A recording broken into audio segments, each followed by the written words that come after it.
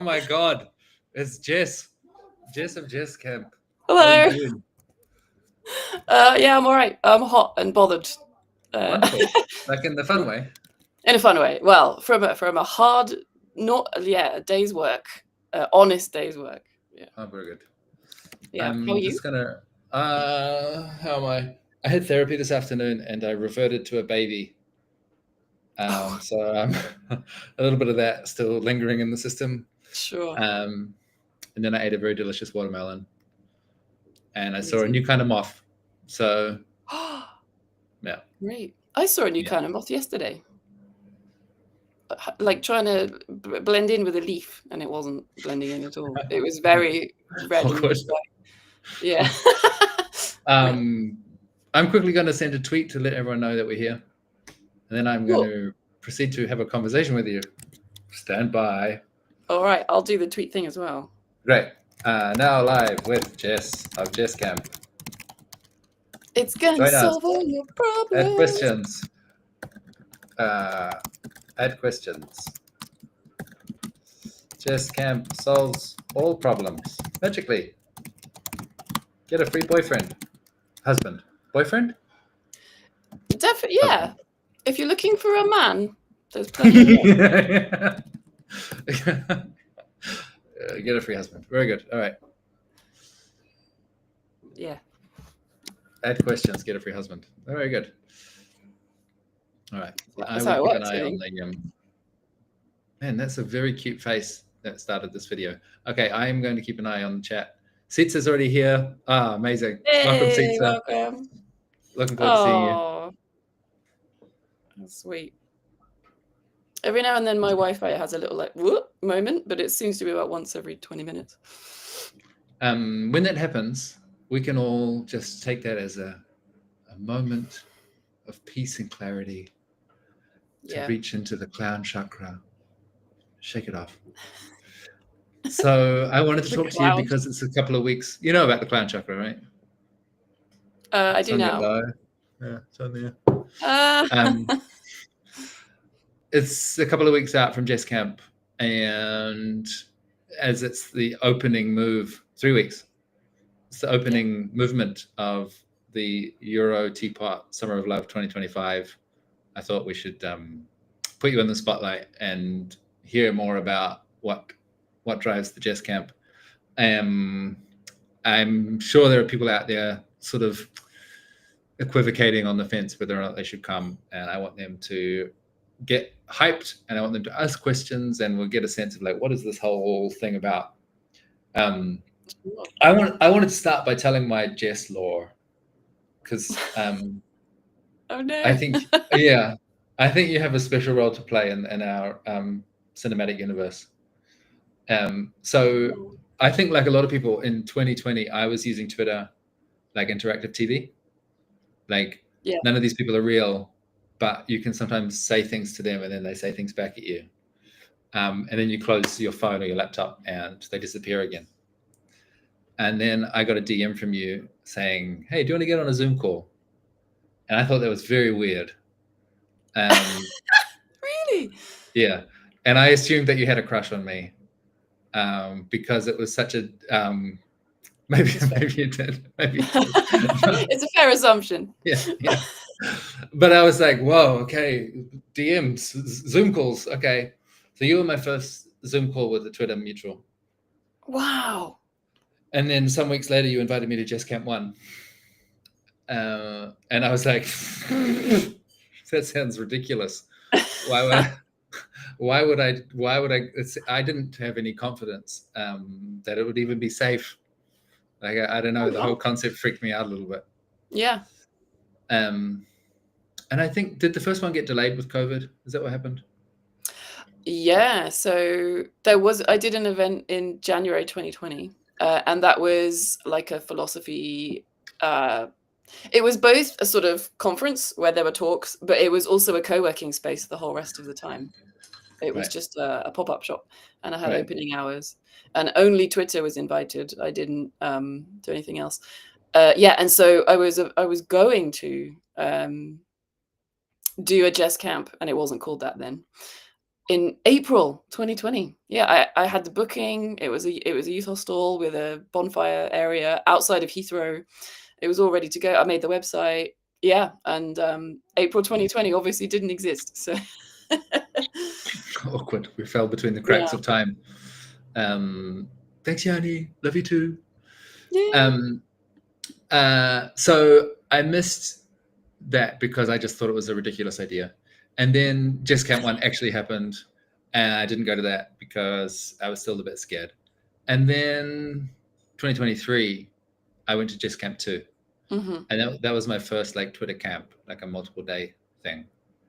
And I left New Zealand in 2018 and spent the next 5 years traveling around and having adventures, but really missing that feeling of having a house party with 50 people that all have the same in jokes. Yeah, And was like kind of part of my soul was dying because I need those kind of house parties in my life. And I got to Just Camp 2, and after like maybe there was like an hour of awkward small talk at the start, and then you did some opening speech, which was like, hey, we're here to have a good time. There won't be any workshops. they're banned. Yeah, I think you said, if you had planned to do a workshop, just have a conversation about that topic instead. Be normal. Yeah. And after the end of the opening ceremony, I immediately I decided to skip to the end where I was completely in love with everyone, and this was the best time of my life. And then I just stayed in that state the entire time. And it's like somewhere between top 3 and top 5 best party event camp things that I've ever been to, and had a tremendous impact on my life, and really like made me take Twitter seriously, not just as like interactive TV, but like a genuine place to make meaningful friendships that have shaped my life. Yeah. And so first of all, thank you for your mad genius. But the truth is, all I wanted was a party as well. I was exactly the same. I missed my warehouse, which closed down in 2019 because gentrification. And so we moved into a house called the Rebound House, hilariously. Well, we called it that. And then COVID broke out. So like less than a year later. Yeah, so you're welcome. But the secret is I just wanted a party, and the only friends I had were Twitter friends. Well, I was going to ask, what's the difference between Twitter people and people that you were living with? People I was living with? Yeah. Well, there are... So when I was living with people and I was on Twitter was like this secret life that I had. And one of the differences is, I had a whole LGBT warehouse for like 7 years that I lived in. But what none of them knew was that I had done some might call it Keegan stage 5, like leap, some, post-systemic. But like the secret is I had stopped being woke before I moved into this warehouse. So I was, social justice then. And so I did find a friend who was willing to, talk about like, what would it be like to have a conservative government if there's a nuclear war, and just talk about that, or like what does bad things really look like instead of what an in-group thinks it looks like, or so at least I had one friend in that warehouse who was willing to engage those conversations. But I didn't have anyone I could actually talk to about not being woke anymore, and I had to like kind of hide it. And like luckily, like I think there's a lot of low-hanging fruit in certain aspects of social justice still, and so the bi thing is still quite low-hanging fruit because it's actually very interesting. It's kind of different to being lesbian or gay, and spiritually a bit more similar to being trans, but still not. Like bisexuality is kind of this strange beast that involves a lot of like strange things. So I was still doing that, and so they were all bi and polyamorous. So like it was kind of fine. I could kind of hide because I was still like towing the line a little bit. But there were awkward silences at dinner when I was trying to argue that it was okay to have a dream catcher in your bedroom if you were white, for example. That went down like a lead balloon. Oh my god. So the Twitter people were my secret allies. Like it was, yeah. Like I was going all over. Like before COVID, I was holding these philosophy, like chats at my house, and it was for me to try to find someone else who was like post-systemic, who could say like, oh yeah, like I actually see the other side's point of view now. Like I sort of suddenly like somehow I'm not as like staunchly against the other guys as I was before, and I wasn't getting very far with that, but yeah, Twitter was awesome because I was reading Meaningness, which is explicitly about this stage of life, and so by following Meaningness on Twitter and then talking to people in his replies who really liked the material, they were obviously dealing with the same stuff as well. And so to me, like my part of Teapot is all of these people who are a little bit younger than David himself, but who are older than, let's say, 25, 27, because it takes some time for this turn to occur in life, because you've got to go through all the other stages first. Yeah, these were people, particularly No Silver V, particularly Guy. Like me and him felt like we were on like everything he says I perfectly understand, and most people say what. But whereas to me he was just normal, and it was actually David Chapman's partner who put me onto him. So me and David's partner and Charlie were talking for like very early on, like 2015, I'm going to say, about this and about him. So I was following his blog, and then I finally found him on Twitter. So I like to say that I've been following Rival Voices or Guy since before he was on Twitter, which is kind of cool. Anyway, so the people who understood real me were on Twitter. Right. And the people I was living with, I was actually living like a double life with them. So, and gradually I would talk about this and they started to understand. But yeah, people don't like it if they're sort of squarely in a particular system, whether it's math, science, whatever. Then they kind of don't like this idea that there's something else that's beyond it that isn't a regression. They generally will treat it as like, oh, you're still back there in religion, or you're still back there in ritual or social stuff, and they don't think that you've gone all the way through and then you've gone out the other side. So yeah, they were my real. I'm wondering if this experience of finding more of yourself welcome online than in person, was that the only time that happened, or were there previous stages? No, I mean, I'm an old millennial, so I didn't get the internet till I was 15. Hi, Brent. Yeah, so please, I did please IRC comment your chats. name below so that we can chant. Yeah, we'll just chant your name. Woo, we're gassing up everyone. We're going to gas up me, but we're going to gas up Rich, and we're going to gas up Rich. Yeah. So a tiny bit, like there was Yahoo chat and like SQL chat and AOL chat and MSN Messenger. So you could kind of, but that was more like, oh my God, the internet's brand new. So you would have people that are different to you more than, but yeah. And I didn't quite get into Reddit or forums and things. So, so not really. That was more just like, oh wow, there's people all over the world you can talk to who are mostly men pretending to be young women and stuff. But I didn't feel more seen. I kind of had an outlet, but I didn't feel more seen, I don't think. But Twitter felt to me at, back all the way when I joined the sort of in-group as it was then, the Weird Sons were around in 2014, 2015. That it felt like those days. Yeah, it kind of felt like those days of IRC chat where we'd gone all the way through real face, real name. And on Twitter, we still had, like handle, display name, profile picture that isn't you. And so you're crafting your image and you don't know who all these people are. It felt like the past. It felt like 1999, which was awesome. And so, yeah, you could be your real self again, or you could do these experiments with a part of yourself again. So that's why Teapot is so fun, is because it was early to the party of, wait, we can refuse to have real face, real name. I was just asking, I just have this hypothesis that Teapot, as in, good in-group Teapot, not bad out-group Teapot, curse their name. Fuck out of Yeah, here. fucking. They're all the They're all same. exactly the We same. are all different. I have a hypothesis that the thing that motivates people to join good in-group teapot is there's this like dissatisfaction in the social domain. Like there's all these parts of me that are not being met, or I feel like I've got to keep censored. And then they suddenly find like, holy Yeah. shit, you're allowed to be yourself somewhere. Finally, there's a place I can be myself. And like, Yeah. Twitter can be a first class place to make friends.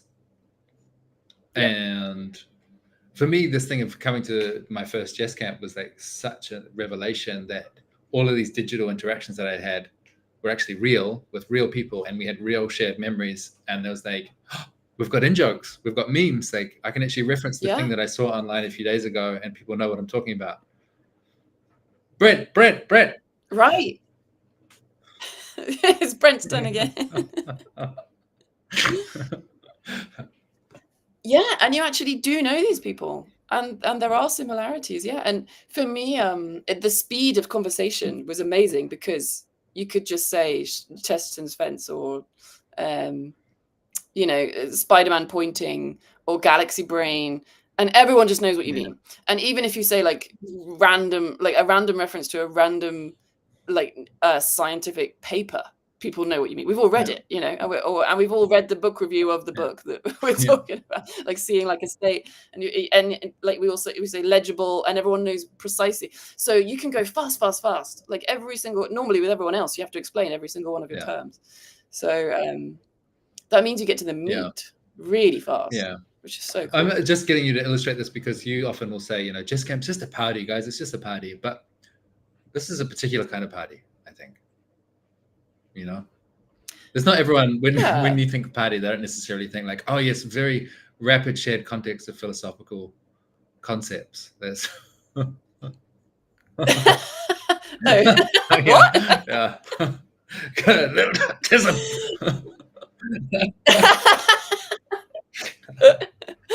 Yeah. No, but a party is people who already know each other. Some already know each other and some don't. And you all get together in one place and like drink beers and put your feet up and or dance a bit and kind of roll around and stand in the corner saying that they don't know. I think there's plenty of that. The meme that I'm referencing. And that's it. That's the joy. So I had met people from Twitter one-on-one because I lived in a group house. So we had a spare room. The rationists are really good at offering each other rooms, and I had done that as well through the rationist community. So then I started meeting people from Twitter, and they would stay for like a few days or a week or something, and you could see that happening like one-on-one. And so I kind of had this faith. Like a lot of people said I was brave for the first one, but I had this faith. I was like, no, this is going to be awesome, because I know that when you're in person, you're just like, oh shit, like, yeah, like we have like that people have kids, like like interesting things about them, and stuff about their like most vulnerable parts in a way. And you also know what our norms are. So our norms do remain, I think. And so the earnestness, the openness, shitpost as much as you like, but we'll drop it if the person's not getting it, and it's that we don't want them to be sad because they're not getting the joke, so we'll just stop and go straight to like earnest mode again and explain the joke. So you kind of have this safety. Yeah, it's really swell. I'm just thinking about the nerds we haven't met yet, that are reading all the tweets and occasionally showing up in the comments, and still feels like I felt at the start of like, there's no way that I would go to a thing like that. And I'm like, you should go. It's fucking great. Well, and this year there's like, I think, so the people who have been to all three of the first 3 years are starting to be like, how do I think this is made up in my head, but they're starting to be like, okay, I need to target where I go and what I do. And they've made friends, and, those friends have started camps and so on. So, which is, good. That's what I wanted. I wanted this to spread. But so this year there's a lot of like people going to a different thing. So this year, Jess Camp 4 has quite a lot of people that I don't know yet. And I think that they would describe themselves as lurkers, probably. And that's fine. Like, we all need lurkers. And yeah, we've got a workshop for the lurkers to get them to tweet.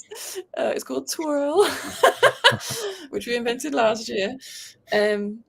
Short for Twitter in real life. So yeah, it's kind of like Jesscamp 1, like rebooted, where people don't know each other. So you won't be alone in not knowing other people.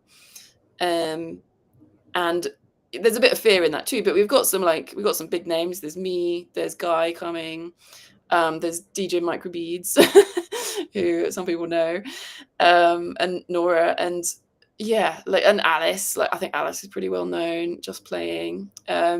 So there are some people that you are going to know. You're going to know their tweets, but there's loads of people that are in the same boat, I suppose. And so I'm orienting myself very much around you've never been here before. Whereas Jesscamp 3 was almost all of you have been here before. And then actually the new people were sort of complaining that it was difficult to break into conversations or talk to people. So we have a friend of mine called Tim. He's specifically going to do newbie workshop at the beginning. And yeah, my stance is very if you haven't been before, that people who haven't been before are coming to this one already. There's 51 people coming so far. So you wouldn't be a fish out of water. It's very much for you, this one. And this venue is amazing. And this is the worst it's going to be, because every time we come, we're giving them thousands of dollars and they're directly investing in the venue. So the only reason we don't have beds right now is because they're halfway through building a bunch of stuff. They've already got out buildings and things. So they're halfway through renovating it so that there's bedrooms. But it's just not finished this year. But our money is contributing to that. So this year is the beginning of a good time for the venue. And so I want to keep going back over and over to this venue so we can relax about how we get there, what it looks like, what it feels like, what the stage is going to be. They're ordering bell tents, they're ordering glamping stuff. So it's only going to get better. But our contribution is we're actually their first guests. It's my first time at the venue and it's their first time hosting, and they are all neurospicy, and they just happen to be shape rotators because they're builders. So yeah, I think it's the start of a thing. So if you felt like you missed out, don't miss out, because this year is another time when a new thing is going to happen. Yeah. What's the dates? 7th to the 11th of August. Yeah, it's 3 weeks yesterday, basically. Do you know what? Yeah, and you can buy tickets anytime. Buy tickets anytime. Yeah, there's no closing date for tickets. There's only a closing date for refunds. We should just mention, where do we find tickets? Are they on your page? Pin? Yeah, link in bio. So it's on Twitter, Fritterswith, which I know is hard. But unfortunately, the website's a bit weird. It's liberales.events/jesscamps/jesscamp4.html. It says somewhere. I will write it. I will write it. But yeah, it's in my pinned. It's in my bio. Do you know what? I'll make it even show up on the thing. Do you know what? Yeah. Kind of what reservations or hesitations people have?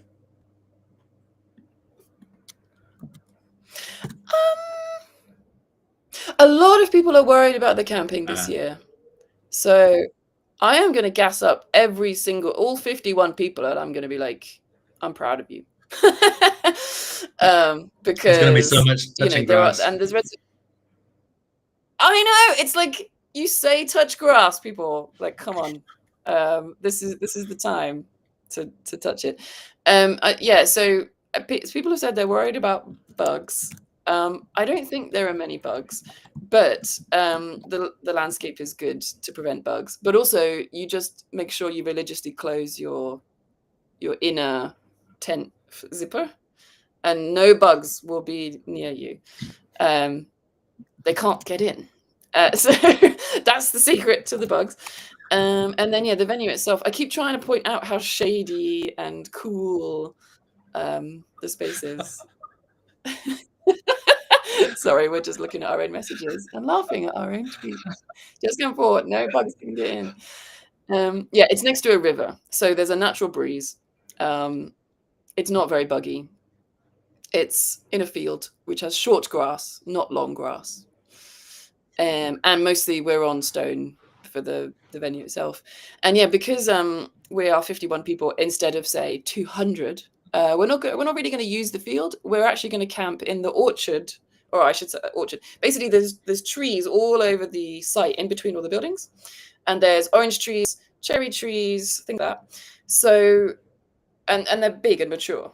So we're going to just be in these little clusters, literally amongst wild garlic and cherry blossom, and amongst the structures and next to the river. So like there's greenery, but it's a swamp. You know, what if a cherry hits me? It'll hit the tent. No cherries can get and you're blessed then. You have to eat right. the cherry. And what about like spaces for sound system workshops? I mean, you said there's going to be workshops, which is kind of outrageous. I know, right? Yeah. The Just Camp 2 no workshops was basically a dare. It was like, have agency. Basically, I'm too lazy to do the workshops. So so you do them. But yeah, there are spaces for workshops. So so the biggest space, it is insulated roof, as in insulated against the heat. Ceramic floor, so lovely and cool, basically, but completely transparent walls. But it's huge. It's about as big as like a school hall. Like if you were to get your whole school assembly of 100 or 200 people, it's about that big. And so that's the dance floor. It has a sound system, has a dance floor. In the mornings we'll do meditation and stuff, but in the afternoons, evenings, it will be, you know, whatever you want to do with a microphone, whether it's lightning talks. We normally do talent show, and everyone's terrible and great at the same time, if that makes sense. So we were all just like, yeah, for like the worst talents. I saw and then, being DJing simultaneously the best and the worst comedy show I've ever seen from Irrationalist 42 last year. That really, I was literally rolling on the floor. Yeah, he's so special. Yep. So that's that. So that's the really, really big space, but you can do movement in there. You can do running around, like, and yeah, it could fit 200 people seated, and there's only 51 of us so far. So that's that. Perfectly in the shade all day. It also has trees on top of it, so like it's nice. And then there's a smaller space called the studio. Again, ceramic floor. It's about half the size. It's a real building, if that makes sense. And yeah, again, workshop space. And then there's this cool architectural thing, which we might have seen in the photos, where an architect was like, let's make a tensegrity, like wooden, like structure that looks like a tent, but it's twice the size. It even has 2 stories inside of it. So yeah, it's cool. So you have to go up. They actually built us a ladder because they were standing on a step ladder that was a bit wobbly. So now there's a real ladder. It's so good, the venue. Yeah, so that's going to be our like chill out space, and that's small, so it'll just have a portable speaker. But certainly last year, we had from the wonderful Rich and Boone Deluxe. We had a wonderful like sound bath in the tribal sleeping room. So it's going to be the same thing, like tribal sleeping, cuddling, like late night talk. Yeah, that's what I called the cuddle room. Well, if you call it tribal sleeping, everyone's more okay with it. And I think that that's good. That's a good thing, actually. So tribal sleeping, the concept of tribal sleeping for me is you're trying to fall asleep and be cozy, but, you know, you're all in a big pile on the floor. So like people are going to be stepping over you. It's not going to be the best sleep in the world. Like someone might like accidentally kick you as they try and leave the space, and it'll sort of wake you up a bit. But you'll probably have a really nice nap, and there's people around you, like the whole tribe is there. So like for me, there's something about when there's other people awake and talking, you can sleep like a little kid, like, oh yeah, like mom and dad are, you know, they're still awake talking. So there's always someone awake, and they're all there like looking after you. So it'll have like nice lighting and gentle music, and you can come in and out, and yeah, like it's basically accepted that like random touch might happen because there's not enough space, and you know your legs are touching someone else's like knees, but that's okay, you know, because it's all just like we're just trying to. And this is like this is obligatory behavior, right? Yes, jokingly, yes. It's a joke. No, it's too cool. Yeah, no one has to do anything they don't want to do. And of course, everyone's an introvert. Everyone goes and has alone time. Everyone for most of the day, and everyone knows that's fine. And like there'll be if you're in a conversation and you just say, "I have to go now," and you walk off, everyone's like, "Okay, bye." Like, you know, that's normal. Like we all just suddenly get like, it's too much. Yeah. So yeah, it's nothing's mandatory, and just walking off is completely fine. Hit the bricks. Yeah, but I think when it's super dark nighttime, I think it would be nice in there because it would be a bit cold, a little bit cold. So we'll be wanting to be in this space that's all sort of cozy. Yeah. So that's that. And then there's like there's like find your own workshop space. So there's like other buildings that are half derelict or not derelict, but like just unused right now. So there's so like find like secret locations, like find secret locations for your workshop. At jesscamp 2, we had UFO Anonymous at midnight every night in the pagoda. Ah, yes. The pagoda. Times were had in that pagoda. Yeah. Times were had, and the neighbors could hear that pagoda as well. Bless them. Can you guarantee that there's going to be a water gun fight? Oh my god. Yes, if I order some water guns. Because that was a highlight for me. So I keep making Amazon orders, and then someone keeps making a good suggestion, and I'm like, oh, I need to make another Amazon order. But yeah, I can because there's a pool and a river. Both. So all we need is a gun. So it sounded pretty juicy. My attention was just drifting to kind of the bigger picture.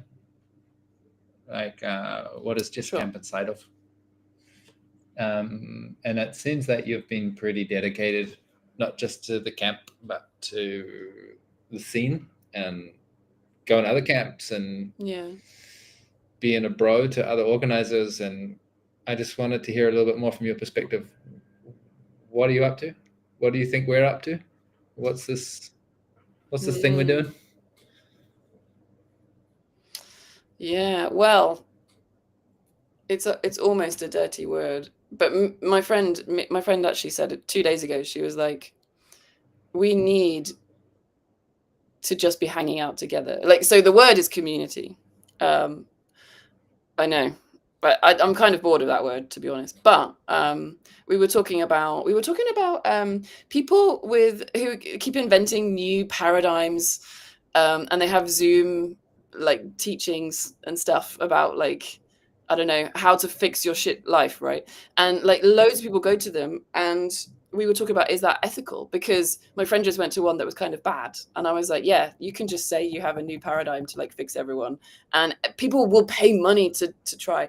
And so we were like, how do we not exploit people that have this need? And we actually said like, no, like kind of regular hanging out is kind of the way forward. And weirdly enough, when I was at Vibe Camp in America, somebody casually said, and I don't even know who it was, they casually said, oh, you never learn so fast as when you're with your friends. Like it's your friends that force you to grow. And the first day of Vibe Camp, and then every subsequent day, I was like, oh my God, I could feel the speed in which I was growing, because there's like people who love you and care about you. And the more you see them, the more they care. And what's amazing is you see them on Twitter as well. So if we were only meeting once a year in real life, we wouldn't be forming friendships. But we can, because we've got that background on Twitter going, right? So you kind of stay up to date with what people are doing, how they're feeling, what's going on, their babies being born, like this kind of stuff. And then you see each other in real life again, and then it's, you know, really intense, really fast, and that's great. And you might start seeing them outside of camp, but you always have the Twitter background too.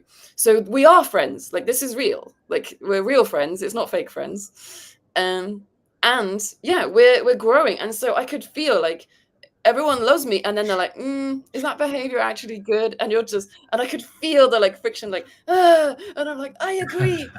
That thing is probably something I should look at. And they're like, we love you. And I'm like, stop it. Yeah. So okay, so don't come. Don't come, But yeah, Lewis.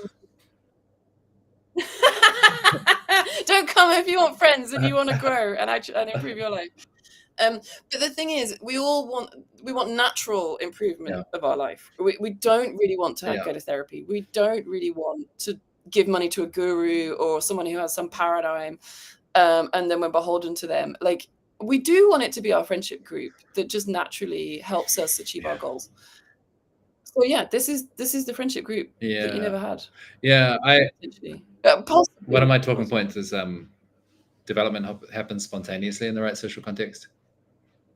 And like, if you don't have the right Yes. social context, then you have to brute force it with like you're saying about the guru and the therapy and the paying a bunch of money and following a curriculum. But when you're just around people that give a fuck about you and they're attuned, like, you just naturally, and it's actually fun. Yeah. And it's a bit easier to attune as well, I think, because you have like 3 or 4 people in the circle and like you're triggered out, right? Or not attuned. And someone else is also not attuned because they have the same shit as you. But the other 3 people are not triggered out. They're fine. So they are like attuned and calm. And so you can be like triggered for a bit and go through the whole process and feel better again. Like, yeah, you can face stuff that you couldn't face alone. Yeah, so it's saving the world. It's saving the world, but it's, you know, through a regular, normal human thing of niceness, which is why I kind of say, like, it's just a party. It's just friends. Yeah. No, just. This is the thing that I'm Yeah, always turning over. And like, I tweeted today about NPCs, and obviously people get mad at me, where I'm like, there is this elitist part of me that I don't fully know what to do with. Like you said at the start of this conversation, that, you know, you kind of hit this Keegan stage 5. Oh wow, it's really hard to find people that match me in my cognitive complexity and my ability to take multiple perspectives. So what it's implied to me is it's not just a random group of friends. It's like friends that have certain traits that are exceptional. Yeah. And that's Yeah. really hard to talk about with any kind of grace without sounding, you know, arrogant or full of pride or something. But I just wonder how you think about that. Like, is it more special than just friends in general? I mean, yeah, I mean, it's filtered friends. It's selected friends. And especially for people who haven't had that many friends, which is typical, I think, of a teapot person.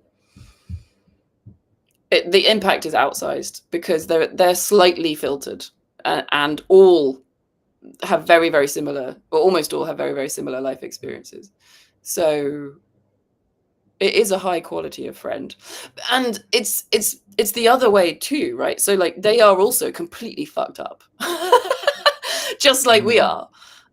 Where like, I think maybe we're so high openness and earnestness is because we've tried everything, because we're actually are fucked.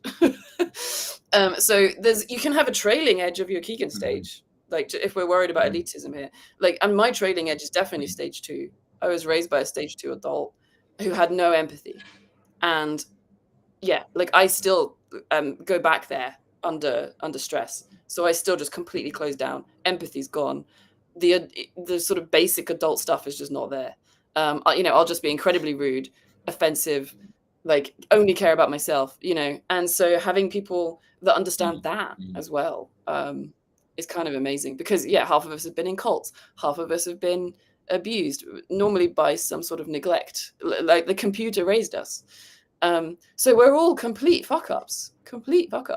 I'm and normal. and in I'm some normal and dimension, can be trusted. yeah. But this is why we're on this quest to try to get better, is because we started from behind. I feel like I started from behind, like, compared to average. So it's both aspects at once. So I think it is quite special. And like, weirdly enough, like, we're shooting ahead, and I think that anyone who comes into contact with us benefits from our acquired through hard work, like acquired skills and grace.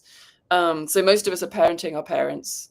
Most of us are helping out our friends, our in real life friends. So it's kind of needed in the world. Like, my friend Chic ex Genesis, he says, you get to keep the skills you learned along the way. So like you developed a skill because you needed it, because you were badly insufficient. But then once you sort of sorted out whatever problem you had, you still keep the skill. And so you keep adding these skills, and they become these incredible things for people to benefit from looking outward, and people younger than you, and people who you meet on the street, and they are in a position that you were in like 2 years ago. So yeah, and honestly, I honestly think that the human race turned a corner at some point in about 2012. I honestly do, and when we're going to see a golden age of like humanity. And it's partly us, and we hope there's other groups too who are gonna facilitate that. And it's gonna be slow and then suddenly fast. That's what I think. And we're in the slow bit, and like just sitting down, knowing that you're in the bit before it gets good, and you're helping the bit before it gets amazing is kind of cool. So this is something that yeah, Sheik come really join in. understands too. You know, this curve from imperceptibly gradual to overwhelmingly sudden, and like the inflection point is actually hanging out and making good kind of friends. Like that's literally it. Yeah. So if you ever wanted to be at in an art scene, or at the start of a wave before it crests, or if you've ever wanted to be like in the Bloomsbury group or the Vienna Circle, or like anything like that, and you thought those guys were cool, like this is it. This is the 21st century version. And just being your shitty, like traumatized self is participating as well. Like you don't have to be special, you don't have to be smart, you don't have to be writing letters to the only 2 other people who know stuff about your field, although I'm sure you are already writing emails to people who know stuff about your field. Yeah, this is what it looks like. And of course, looking back, that's what it's always going to look like. The digital version of the Vienna Circle is always going to be a much larger, more diffuse group. It's been interesting for me. Yeah. I've just recently started this project of like, I want to make short videos. I want to learn about this whole like TikTok mode of communication, because I think it's interesting. I think like video is a vibe native platform, and like the vibe is so much of what we're doing. And so I've started, curating my algorithm on TikTok and on Instagram, and been surprised, like, oh, there's actually some good quality thinkers over there in both of those places. But the best that I can find is like I said, like good quality, like you get some interesting relationship advice or someone talking about shadow work or something like that. But it's not great thinking. It's like they're really lacking some epistemic rigor. They're really like, you can just watch them kind of recycling. They're basically borrowing from mainstream concepts about therapy and the self, and they're doing a good job of like reinterpreting it. But it's like, it's very obvious as I go like exploring these different frontiers, like, the Twitter scene really actually does have some of the best thinking, like some of the best, especially the phenomenological stuff, the people doing tests on themselves and going, I took this ketamine and I did these introspective processes and this is what happened step by step by step. Like that stuff to me is extremely compelling and really feels like it's, we're like digging through the undergrowth, like actually finding new models of the self that seem to deliver fruits, like in terms of healing and science, and like how to be good people, how to be good people together. I'm quite excited about it. How to spot good science, and like we're deep in the minds, in the mimetic minds. So there's a lot of us calling things well before they actually happen. And so just yesterday there was some tweet interest in like, oh, what are conspiracy theories that have been turned out to be real, and like basically, because we're not beholden to just, oh, it has to be science, trust the science and all this stuff. We are sense making. Like there was a sense making crisis, and then COVID hit, and we all learned about the sense making crisis, and like we are doing the fucking sense making now.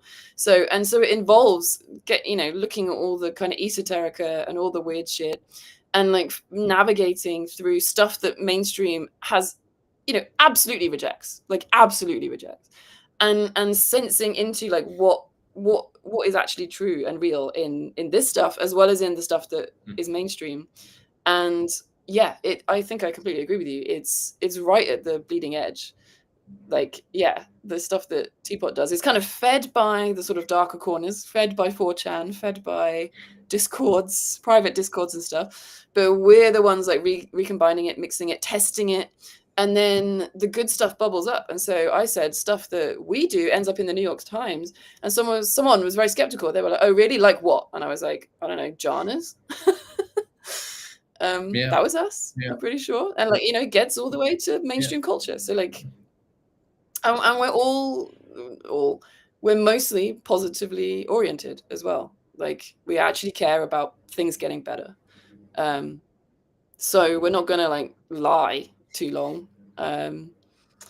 Yeah, so it's genuine. It's genuine. Like So what stuff, you're saying is sure. our in group is uniquely trustworthy, intelligent, and attractive. Yeah, well, I mean, these skills are the skills that have to stay. So no, I hope. Well, I would be really scared if we were uniquely intelligent. But I think it's like if you That would be quite don't love your group, then it's not the right group. Like everyone has to be a little chauvinistic about their group, I think. Just a little. Sure.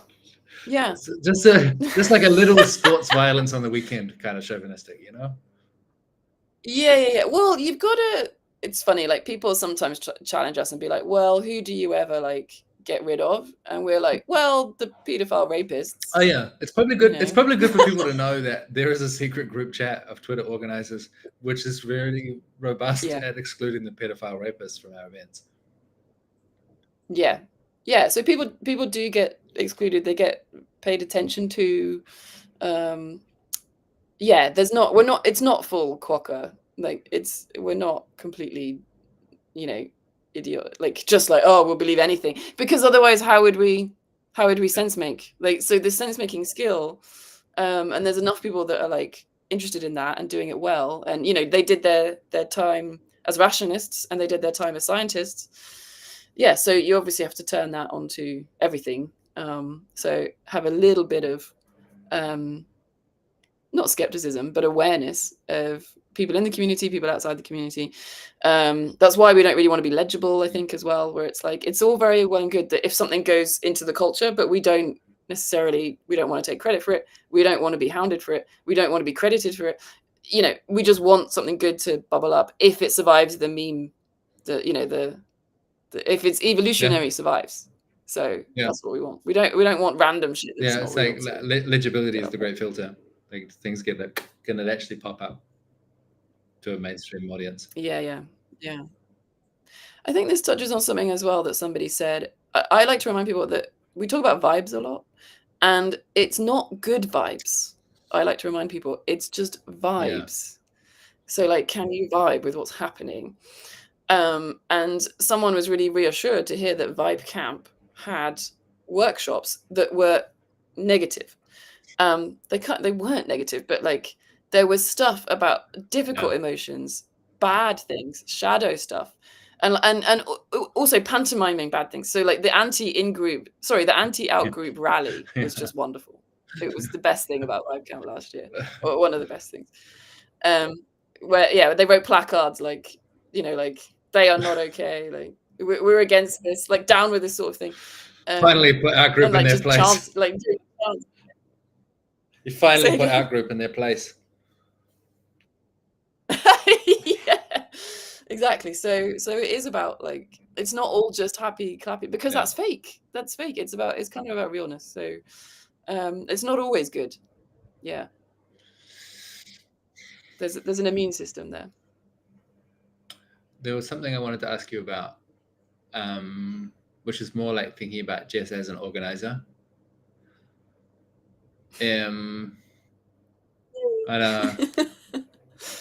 Well, it's just been my experience that the people who have this kind of sensitivity of like, oh, we need to get people together. I need to take the financial risk. I need to book the event. I need to be the Schelling point. That is the primary motivation, is just some kind of sense of what's needed in the world and some desire to contribute to it. And it's not like a selfish, I'm going to be rich or I'm going to be famous or like this is a good way to be cool or something. None of the successful organizers match that profile at all. And that this is a kind of fundamentally altruistic gesture. It's like an act of service that sometimes turns out really well and you get lifted on people's shoulders and you get a salary paid for a few months, and other times it's kind of like we maybe kind of broke even and fuck, I'm really stressed. And so the question is kind of like, what can someone who is inspired by this picture that we're painting, who doesn't have the orientation of like, I'm going to be an organizer, but maybe does have a sweet tech job, or like they have some resources to their name or something, like how can they support Jess and other Jesses out there? Like, what does good help look like? Yeah.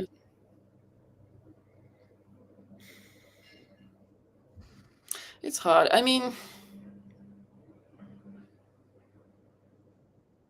yeah, I mean, money is always a thing, for sure.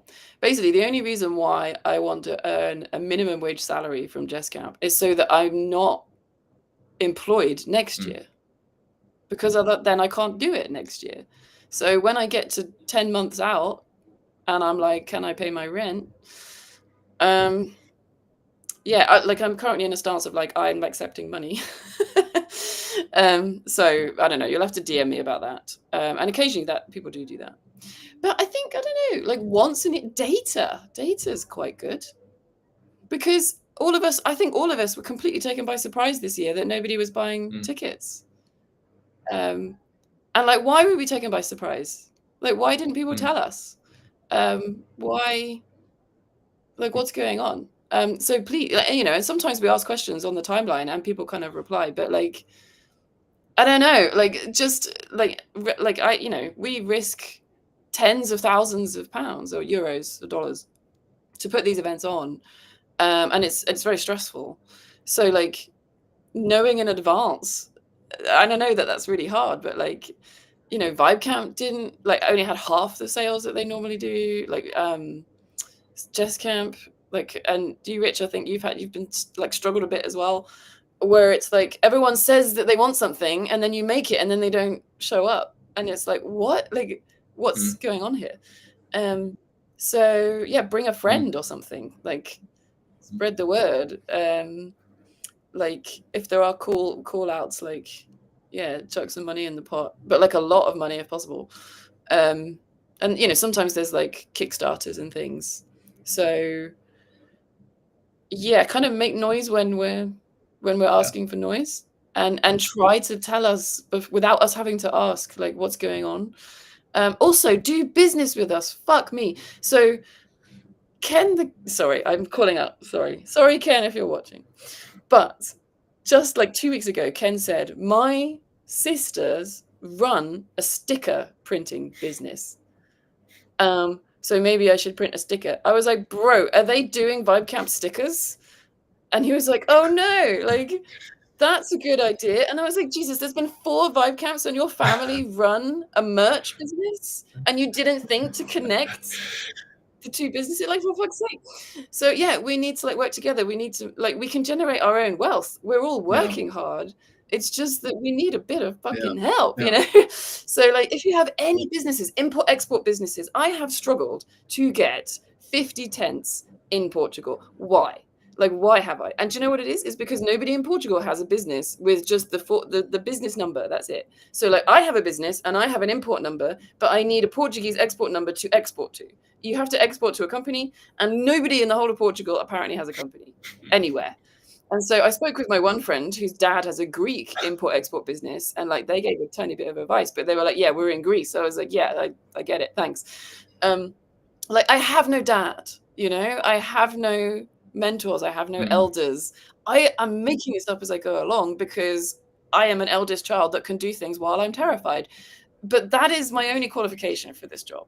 So yeah, businesses, man. Like, yeah, so if someone does printing, if someone does stickers, if someone does t-shirts, if someone does merch, if someone does camping equipment, if someone does water guns, water pistols, if somebody has a hotel, if somebody has a venue, if somebody has a house, like, please, like, shake your nearest boomer who is definitely in business and is definitely a landlord, and tell them to give us a discount.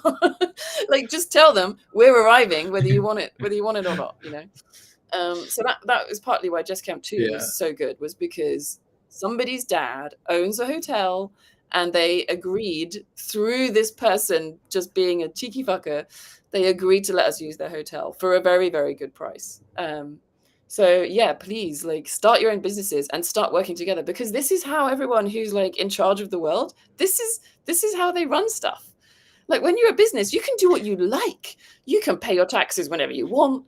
You can just yeah, you can import, export, like, with nothing except a piece of paper that says, "Hello, I promise I'm a person."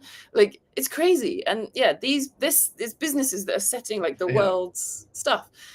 So yeah, like, be the corrupt politician's friend who gives contracts out, right? Be the corrupt politician you want to see in the world. Right. I totally buy this.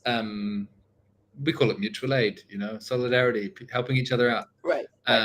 invest in each other's businesses, create opportunities for each other. Absolutely buy that. I also do want to hone in on the little point you said about you having a job. And I want to know, what's the minimum number? Yeah.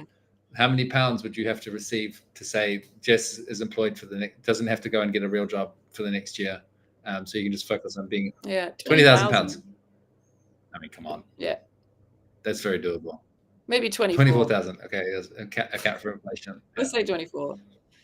And like the other 3 Just Camps, I've lived off of what the Just Camps made, but it was less than 24. That's really doable. That's a couple of generous friends just sorting that out.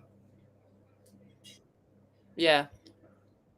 Yeah, because today, like, I am pink in the face because I was working in the sun at another festival for minimum wage, because right now Just Camp is not making any money this year, completely out of the blue.